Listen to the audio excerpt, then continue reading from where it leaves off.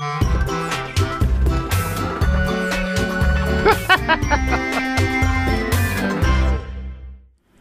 and welcome to Sunday with Mike, show number 99. On today's show, we're going to cover what reading a crowd means, understanding music roots, Toastmasters online, and my favorite sparkler lighting tool. Grab some coffee and join me. I'll be right back.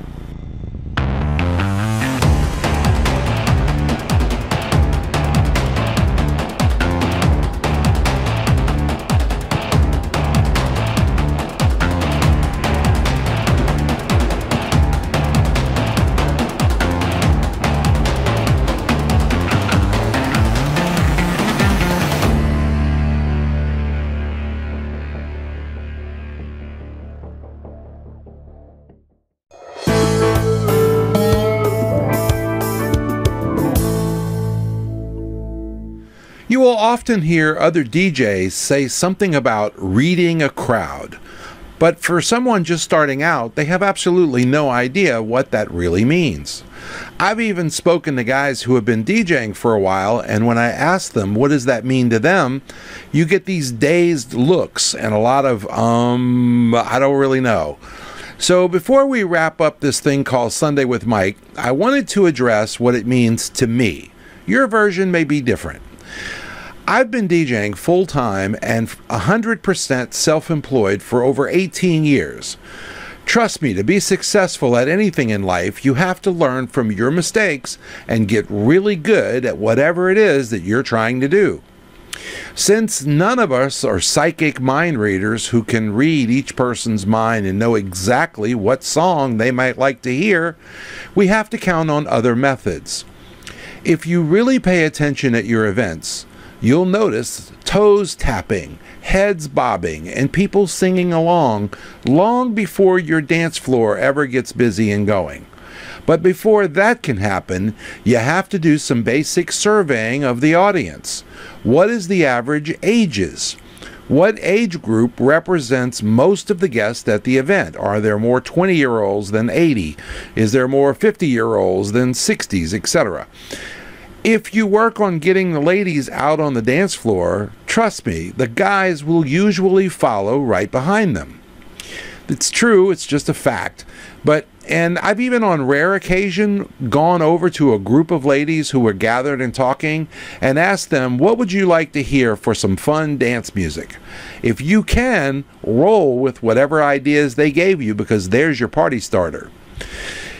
You have to think of this in a different way than just dancing. You have to think of it in a way of building a fire. So if we wanted to build this raging fire, this bonfire, we need to start with the basics. We can't just snap our fingers and get a bonfire going. So first we need the ladies out on the dance floor. Then we need some booze.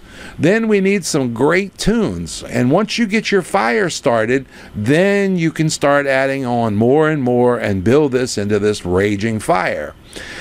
You can watch their reactions and know whether you're doing the right thing or not. And when people say reading the dance floor, that's what it is. But before you can read the dance floor, you really need to read the room to know what people might expect or what might work for that age group.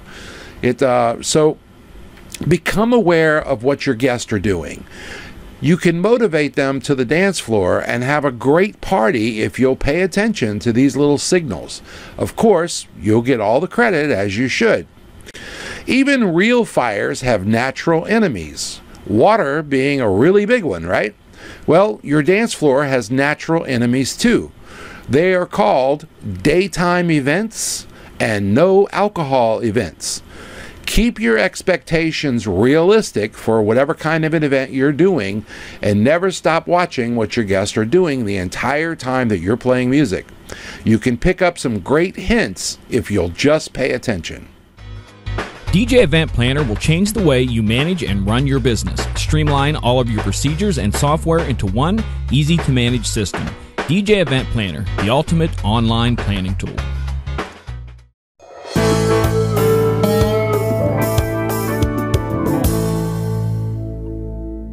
Hi, and welcome back.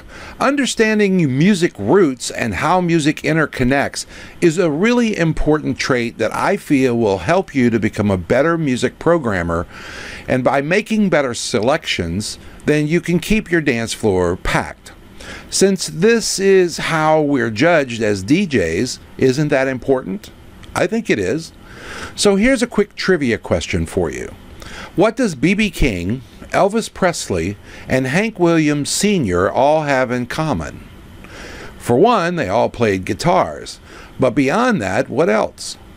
Did they all contribute to each other? Sure.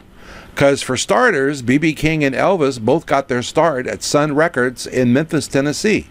They both listened to Hank Williams Sr., who was a country music superstar who had music hits on the radio and especially on a show called the Grand Ole Opry.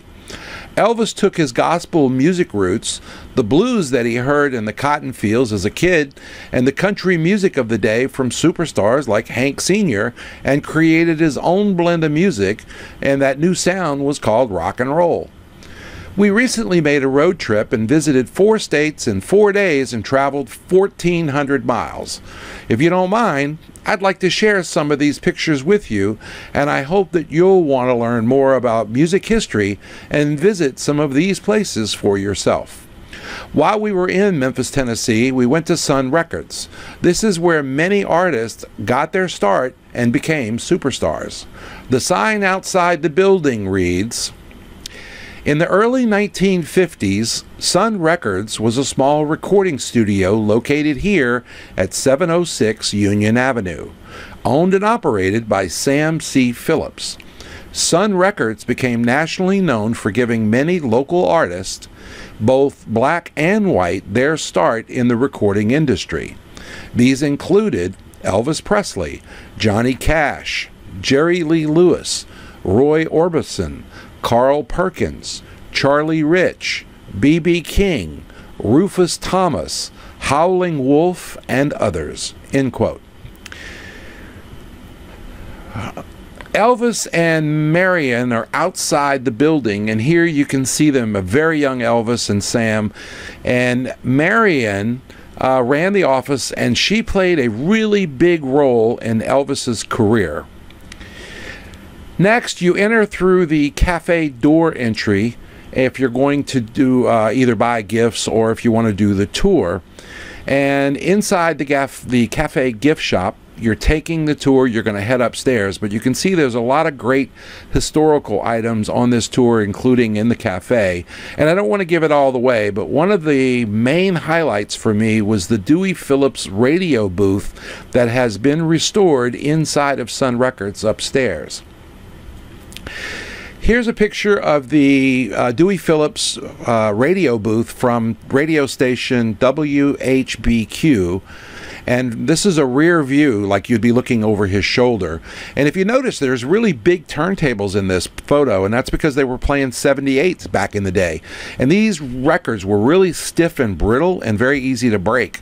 And Dewey was a huge DJ at the time in Memphis that Elvis came along, and so Sam Phillips asked him to play one of the Elvis recordings for him, and the very first time he did, he liked it so much that he played it 15 times in a row. So I want you to think about that for a moment. Can you as a DJ imagine playing the same song 15 times over and over at your event? That night, Dewey's radio show is what launched Elvis's career. By the way, Dewey and Sam Phillips share the same last name, but they are not related as many people seem to think they were. From the side view, you can see one of the records that Dewey didn't like. He would actually break the record while he had his microphone hot on the air, and you would hear it smash into a million little pieces on the side of the floor there, and as you can see from this photo. So inside the studio is where you end up when you're doing this tour, and that's where Elvis and all of these other famous people actually recorded those early hits. My mom is holding the actual microphone that Elvis used and so many others in this studio. And it's still a live studio today. There, U2 and other famous bands have gone back to Sun Records to record at night because they like the sound that comes out of this particular room. So you can go and you can hold the actual microphone as well and stand. If you look on the floor to the right of my mom, you'll see a little black X, and that's the exact spot where Elvis stood when he recorded his early hits. I got my mom to pose for this shot, so we'll give her credit. And so after that, we went to the Rockin Seoul Museum, and I don't have any pictures from this place. It is packed full of memorabilia, a lot of rich history inside. This is a must-see if you're ever in Memphis. Later that night, our final stop was a late-night visit to B.B. King's Club to enjoy some live entertainment. Since DJs are sometimes in competition for live entertainment for an event, you know, do we hire a band or do we hire a DJ? It's a good idea to make sure that you listen to what bands are doing once in a while and keep your finger on their pulse. You can also learn some things by paying close attention to how they put their music sets together. Our next stop takes us to Tupelo, Mississippi, Elvis's birthplace, and the sign that says this is where he was born. He went to church just up the street, and they bought that church and put it on the property as well. And he also sang gospel in the churches, and he listened to country superstars like Hank Williams. So the next slide shows Elvis's house. That's the front, and you can see that it's not a very big house at all. As a matter of fact, the stairs take up almost half of the porch. It's very modest. It's a 3-room house, and 2 of those were bedrooms. But to really get an understanding of just how small this house is, you need to see it from this angle. This is the back view, kind of a diagonal. It's a really small house. It was built by his father, Vernon Presley. And then after this, we headed off to Montgomery, Alabama to pay our respects to the man himself, Hank Williams Sr. The entry into the sign has a picture of Hank, and it's named after him. And you can see from this next shot, it's quite wide, and this memorial to him and his wife is huge. You can compare this to the other graves that you can see in the background, and this is a huge thing that they've blocked off for Audrey and Hank Williams. Audrey's on the left, Hank is on the right. There's benches there that you can sit and meditate and pay your respects, and this guy was a real superstar back in the 50s who was fighting his own demons and had very humble beginnings himself. Yet he rose to become one of the biggest stars of the 50s, and he's influenced countless of others. If you listen to the song Midnight in Montgomery by Alan Jackson, it's a modern song, and you'll see that he's still making his mark on today's country music scene. In fact, a quick Google search produced over 50 songs about Hank Williams Sr. So thanks to the internet, you can learn a lot from watching YouTube videos. All it takes is a real healthy curiosity and a genuine desire to learn more about the music we play and the people who made those hits.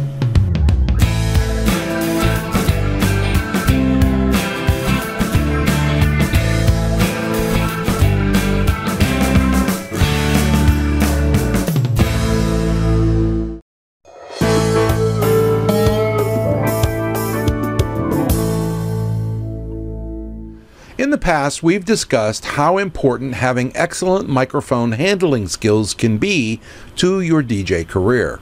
We've discussed joining local Toastmasters clubs to help you improve. These are local clubs with friendly people who are all trying to be better at public speaking.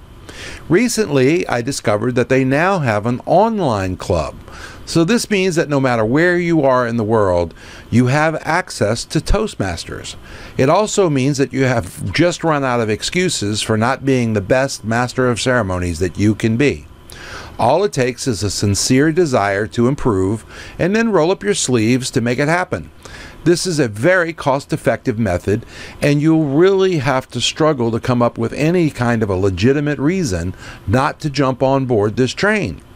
It will lead you to better gigs, better opportunities, and make your career better.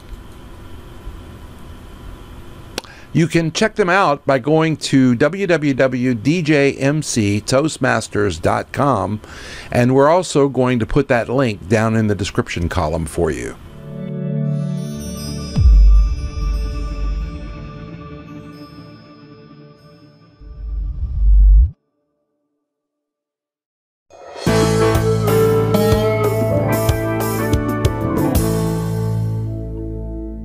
So now that we're nearing the end of our shows, I feel the need to share some of my best kept secrets with you.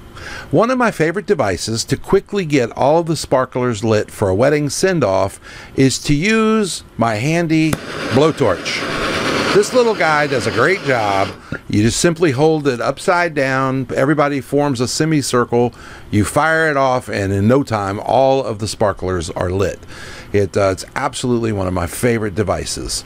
So that's going to be our show for today. I hope you'll share the show with your friends. Give me your thoughts down in the comment section down below, and be sure to give us a thumbs up. We're still saving a seat for everybody in the Sunday with Mike Facebook group, and I hope you'll join me there and here next week for our final show, number 100.